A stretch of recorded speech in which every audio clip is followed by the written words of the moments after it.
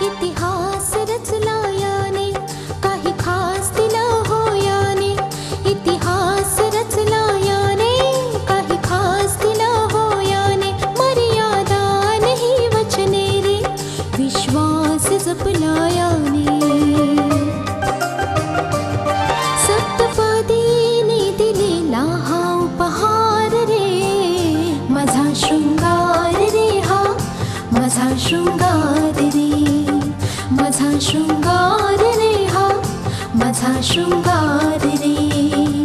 मंगळसूत्र, मंगळसूत्र, मंगळसूत्र, मंगळसूत्र, मंगळसूत्र, मंगळसूत्र, मंगळसूत्र, मंगळसूत्र.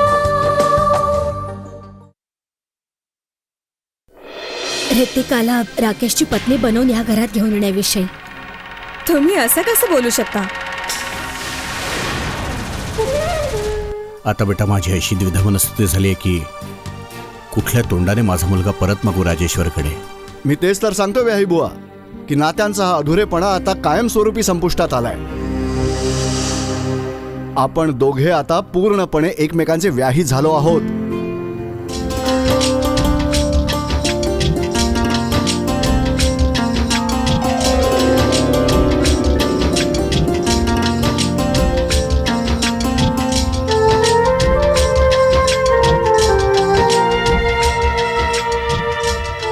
कुणास ठाऊक साक्षी कुठे असावी, कुठल्या अवस्थेत असावी.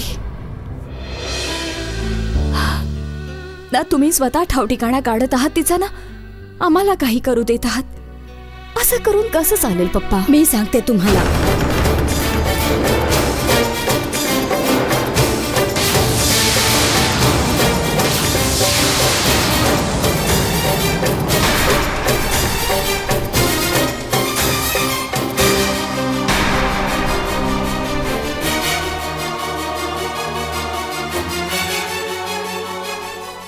मी सांगू शकते तुम्हा सर्वांना की साक्षी कुठे आहे, कुणाच्या घरी आहे.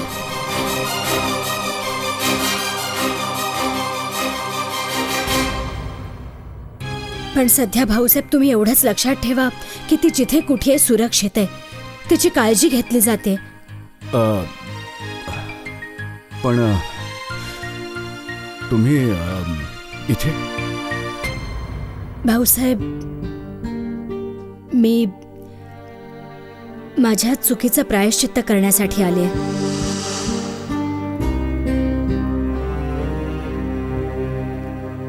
शिवाय माझ्या मुलासाठी तुमच्या मुलीला साक्षीला मागणी घालण्यासाठी आले मी.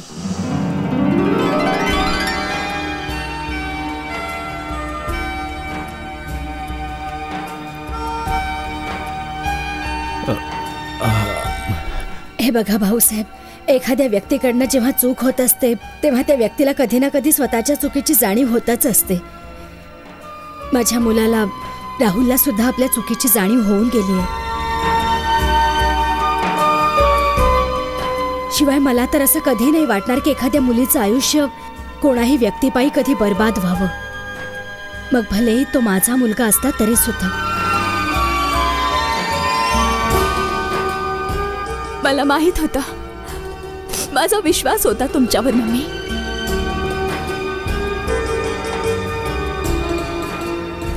तुम्ही कसंही करून राहुलचं मन वळवण्याचा प्रयत्न जरूर कराल. हो, आणि म्हणूनच अखेरीस सत्याचाच विजय झाला.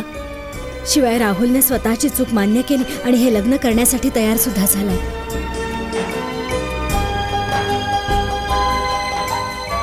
भाऊसाहेब, मी तुमची हात जोडून क्षमा मागते की माझ्या मुलाच्या चुकीमुळे तुम्हाला तुमच्या मुलीपासून वेगळं व्हावं लागलं.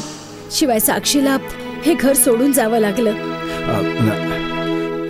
आंटी, आंटी, क्षमा मागण्याचा प्रश्नच उद्भवत नाहीये. असं होऊ शकतं. आयुष्य कधी कधी माणसाला इतक्या पेचात टाकत असतं की तो असं काही करून बसतो ज्याविषयी त्याने कधी विचार सुद्धा केलेला नसतो.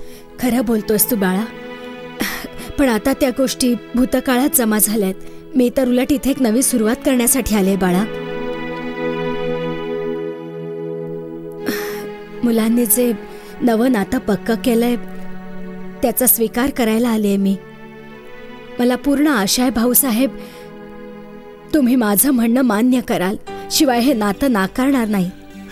अहो कमाल आहे. आम्ही का म्हणून नाकारू हे ताई? आम्ही उलट या मागणीची वाट बघत होतो. आम्ही अगदी मनापासून तुम्हाला धन्यवाद देतो आणि तुमच्या मागणीचा स्वीकार करतो. धन्यवाद भाऊसाहेब. सर्वात आधी तुम्ही एक काम करा, साक्षीला घरी घेऊन या. ती के मुंजाळे यांच्या घरी आहे.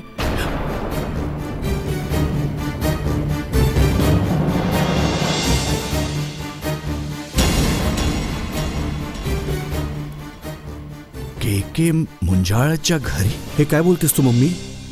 हो बाळा, हेच सत्य आहे. उलट परमेश्वराचे आभारच आहेत की अगदी योग्य वेळी सत्य सर्वांसमोर आलं. निलिमाताईंनी मला राकेश आणि रितिकाविषयी चर्चा करण्यासाठी बोलवलं होतं. नेमकी त्याच वेळी स्नेहा तिथे राधिकाला घेऊन आली. मला ऐकून आश्चर्य वाटलं की राधिका आणि राकेश एकमेकांना पसंत करतायत. पण मम्मी, राधिका राकेशला एवढ्या जवळून कशी ओळखते? बाळा, जेव्हा राकेश जखमी अवस्थेत गावी राहत होता ना, तेव्हा राधिकानेच त्याची काळजी घेतली होती.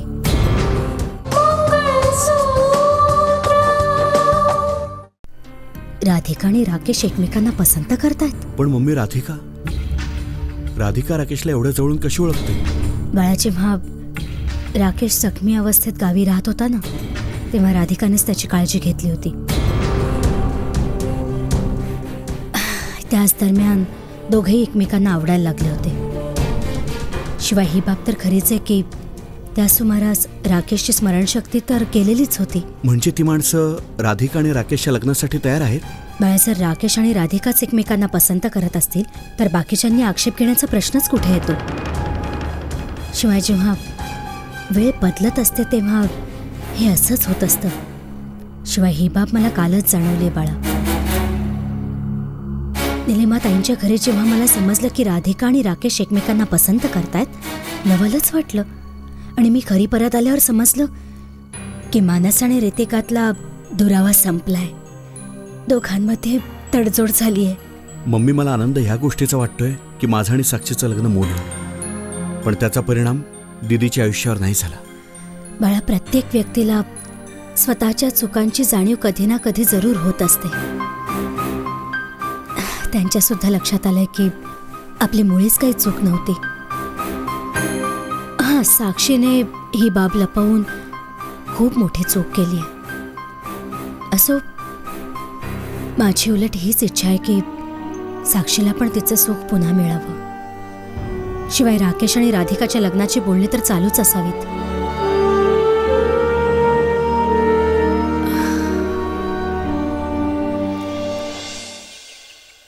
मी निघून गेल्यावर तिथे काय घडलं होतं? कमालीची आयडिया तुमची, कमालीची. ही बाब तर कोणी नाकारूच नाही शकणार. हे बघा, आपल्याला रितिकाला त्या घरी येण्यापासून रोखण्यासाठी एक ठोस कारण हवं होतं आणि ते कारण तुम्हीच दिलं. पण ह्याची दाद द्यावीच लागेल की तुम्ही तुमच्याच बहिणीला समोर आणलं. मी विचारलं तुला की मी निघून गेल्यावर तिथे काय घडलं, ते लोक काय म्हणाले? अहो, मी तर तेच सांगतोय. त्या लोकांचं राकेशवर खूप प्रेम आहे. इतकं पराकोटीचं प्रेम आहे की त्याच्या सुखासाठी ते वाटेल ते करतील, वाटेल ते. शिवाय तुम्ही तर तुमच्याच बहिणीचं नातं जुळवलं. आता ह्या नात्याला ते कसं नाकारतील? पण नाकारण्याची गरजच काय आहे विपिन? काय बोलताय तुम्ही? खरं तेच बोलते. तिथे येऊन ना मी काही खोटं बोलले आणि ना कुठली खोटी गोष्ट रचली. अरे, म्हणजे तुमचं म्हणणं काय की तुमची बहीण खरोखरीच राकेशवर प्रेम करते की काय? हो. अरे पण ही बाब मला तुम्ही आधी का नाही सांगितली? मला सुद्धा ही बाब कुठे माहित होती. कालच मला राधिकाने ही बाब सांगितली आणि ज्या क्षणी राधिका माझ्याशी हे बोलली, मला त्या क्षणी रितिकाला रोखण्यासाठी कारण मिळालं. राधिकाचा हाच समज आहे की तू राकेश आहेस बिपिन? म्हणजे तुमच्या या प्लॅनविषयी तिला काहीच ठाऊक नाहीये का? नाही. शिवाय मला तिला हे सांगायचं सुद्धा नाहीये. कारण राधिकाच एक अशी आहे जिने रितिकाच्या घरच्या माणसांना हे मान्य करण्यास भाग पाडलंय की तूच राकेश आहेस बिपिन. शिवाय हे गुपित तिला कधीच समजता कामा नये की तू राकेश नाहीयेस. कारण राकेश राधिकावर प्रेम करत होता आणि म्हणूनच मी तुला तुझ्या घरच्यांसमोर हे स्वीकार करायला लावलं की तू राधिकावर प्रेम करतोस. हो ना, ते तर मी स्वीकार करून बसलोय. आता मला काय करायचंय? पुढे मी काय करायचंय? आता पुढे तू काय करायचंयस ते मी सांगते तुला. तू राधिकाशी लग्न करून टाक. बाबजीतनं सुरू झाली होती बघ तिथेच जाऊन संपेल.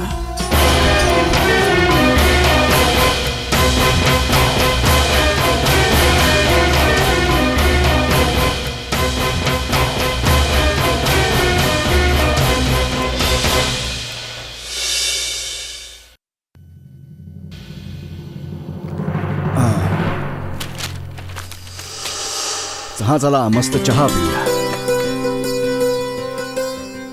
घ्या. थँक्यू. तू पण घे ना. आजचा दिवस ना आपल्या रितिकासाठी खूप शुभ दिवस आहे. खूपच आनंद होतोय. एक नवी पहाट घेऊन आलाय हा दिवस. तुझं रितिकाशी झालं बोलणं? हो झालं. आज सकाळीच तिचा फोन आला होता. मला सांगत होती की तिने स्वतःच्या मर्यादा सांभाळल्यामुळेच तिचा विजय झालाय. नेहमी असंच होत असतं. शिवाय बघा ना, पोरीनं स्वतःचा उद्देश तर पूर्ण केलाच, त्याचबरोबर प्रत्येक परिस्थितीत एका स्त्रीच्या कर्तव्याचं सुद्धा पालन केलं. अगदी खरं बोलला तुम्ही. अरे नमस्कार. क्या बात आहे. नमस्कार नमस्कार. बसा ना. नमस्कार. जज साहेब, मला अभिमान आहे की रितिका माझी सून आहे. शिवाय मला पूर्ण खात्री आहे की तुम्हालाही रितिकाचा अभिमान वाटतो. हो सर, बिलकुल आहे. खरं तर चुका आपणच केल्या जज साहेब.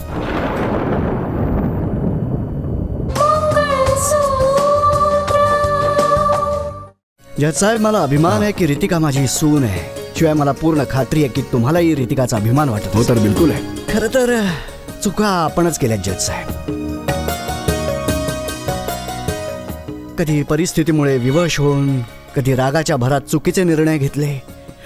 पण रितिका बेटीने नेहमीच आपल्याला सांभाळून घ्यायचा प्रयत्न केला.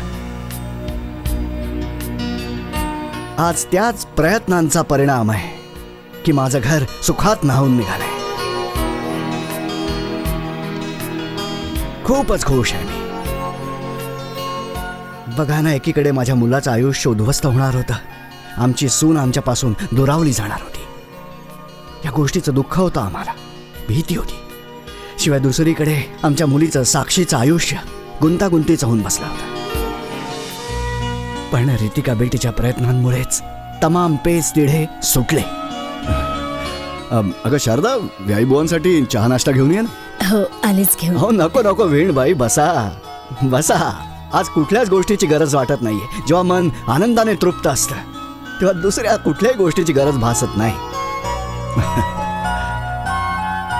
मी खरं म्हणजे इथे तुम्हाला साक्षीविषयी आनंदाची बातमी द्यायला आलो होतो. कोणती आनंदाची बातमी? साक्षीविषयी काही समजलं का? हो, समजलं. शिवाय तिच्या लग्नाची बोलणी सुद्धा सुरू झाली. शिवाय ही बोलणी स्वतः निलिमाताई करायला आल्या होत्या आमच्याशी. मी मात्र खजील होऊन तोंड पाडून गप्प बसून होतो. पण रितिका बेटीचे प्रयत्न चालूच होते. नशीबवान सून असावी ना तर रितिकासारखी. रघुवीरजी, साक्षी कुठे? ती के मुंजाळ हे नाव तुम्ही ऐकलं असावं. मुंजाळांच्याच घरी आहे. खरं म्हणजे साक्षीने मुंजाळांचा मुलगा गौरवचा जीव वाचवला. गौरवचा ऍक्सिडेंट साक्षीच्या समोरच झाला होता. त्यामुळे साक्षी त्याला हॉस्पिटलमध्ये घेऊन गेली. हो, साक्षी मुंजाळ साहेबांच्या घरीच आहे. शिवाय स्वतः मुंजाळ साहेबांनीच साक्षीच्या लग्नाची बोलणी राहुलच्या घरच्यांशी केली. आणि ही बाब आम्हाला कोणा दुसऱ्यांना नाही, निलिमाताईंनी स्वतः सांगितली. खरंच मानस गेलाय साक्षीला आणायला. चला, हे खूप बरं झालं, सगळं व्यवस्थित झालं. आपण इथे बिपिनला मुंजाच्या करोडोंच्या संपत्तीचा मालक बनवायला बघतोय, पण राजेश्वर आणि त्याची पत्नी बिपिनला रितिकाचा पती बनवायला बघतायत. ओफ हो मॅडम, अहो त्यांना हे ठाऊकच नाहीये की राकेश हा राकेश नाहीच आहे. पण एक मात्र आहे, तुम्ही बिपिनला समजावा की त्याने रितिकापासून लांबच राहावं. हो, पण हा जो मुद्दा उठला होता त्यावर सध्या तरी पडदा पडलेला आहे. कारण माझं स्नेहाशी जेव्हा बोलणं झालं होतं तेव्हा स्नेहाने एवढंच सांगून विषय संपवला होता की स्नेहाची बहीण राधिका आणि राकेश दोघांचे एकमेकांवर प्रेम आहे. असं कसं होऊ शकतं? अगं होऊ शकतं, वाटेल ते होऊ शकतं. जेव्हा यश मिळणार असतं ना तेव्हा मार्ग आपोआप निर्माण होत असतात. हा, हे खरंय की स्नेहाची बहीण राधिका मनातल्या मनात राकेशवर प्रेम करायला लागली होती. मॅडम, मला मात्र ही बाब मुळीच लक्षात येत नाहीये. असं नाही होता कामा की यामागे स्नेहाची कुठली तरी चाल असेल. कारण एक गोष्ट तुम्ही सुद्धा कबूल करताय की ती खूप चालाक बाई आहे. तुला म्हणायचं काय नेमकं? मॅडम, बिपिन तुमचा माणूस जरूर आहे, पण पैसा कधीही कोणाचीही मती फिरवू शकतो. शिवाय तिथे बिपिन बरोबर आपला माणूस कोणीच नाहीये. पण स्नेहा स्वतःच्या बहिणीचं लग्न बिपिनशी लावून देते. म्हणजे ती बिपिनलाच नाही तर स्वतःच्या बहिणीला सुद्धा करोडोंच्या संपत्तीची मालकीण बनवते. हे काय बोलतेस तू? मी योग्य तेच बोलते मॅडम. असंही असू शकतं की ही स्नेहाची ठरवून रचलेली चाल असेल. तिला जाणून बुजून स्वतःची बहीण राधिकाला बिपिनच्या मागे लावून द्यायचं असावं. कदाचित तिचा असाही प्लॅन असावा की पुढे जाऊन बिपिनला स्वतःच्या मुठीत ठेवून करोडोच्या संपत्तीची मालकीण व्हावं. तुम्ही ह्याचा खूप बारकाईने विचार करायला हवा, खूप बारकाईने. ज्या मानसला तुम्ही साक्ष देऊन वाचवलं होतं तो माझाच भाऊ आहे. अच्छा अच्छा, पण मग मला ओळखलं नाही तुम्ही? मी तुम्हाला कसं ओळखणार, कारण त्या दिवशी मी कोर्टात आलेच नव्हते. पण मी तुमच्याविषयी ऐकलं मात्र होतं. अच्छा, असं झालं काय? साक्षी,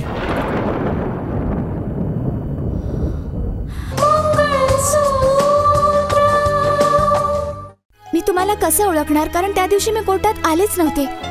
पण मी तुमच्याविषयी ऐकलं मात्र होतं. अच्छा, असं झालं काय? साक्षी,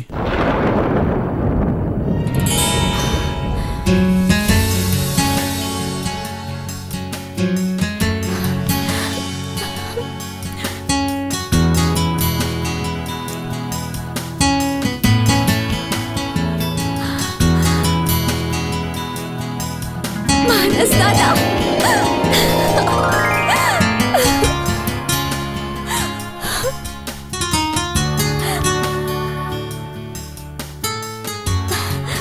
एवढं कोणी कधी नाराज होत असतं का? की घरच सोडून जायचं, स्वतःचं घर? जाऊ दे ना मानस दादा. पप्पा कसे आहेत?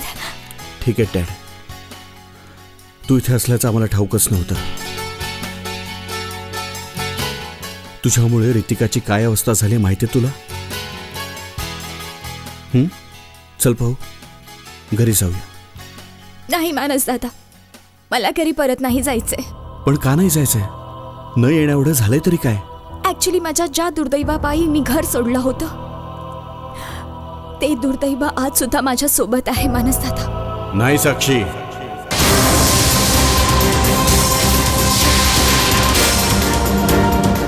ज्या दुर्दैव्यापायी तू तुझं घर सोडून आली होतीस, मी वचन देतो तुला की तुझ्या त्याच दुर्दैव्याला मी तुझ्या सुदैवात बदलून दाखवीन बेटा.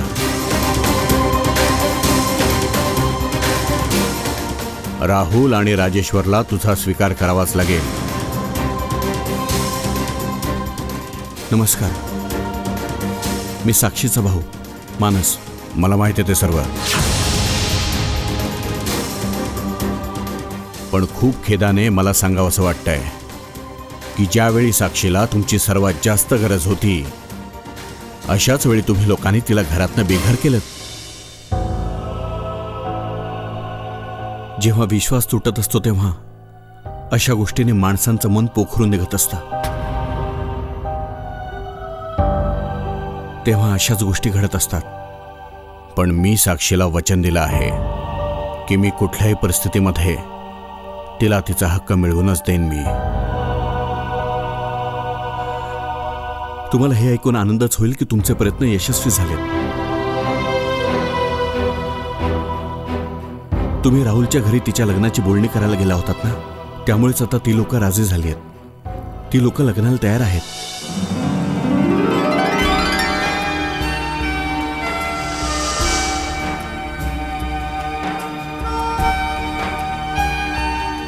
फक्त मुहूर्त काढायचा आपल्याला आणि लग्नाची तारीख पक्की करायची.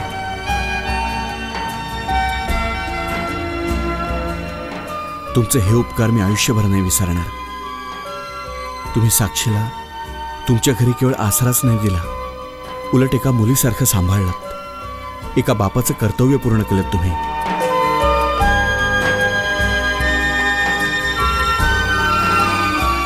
आज तुमच्यामुळेच तिच्या आयुष्यात सुखाची उधळण होणार आहे. आता चल साक्षी, घरचे सगळेच तुझी वाट पाहत आहेत. Come on.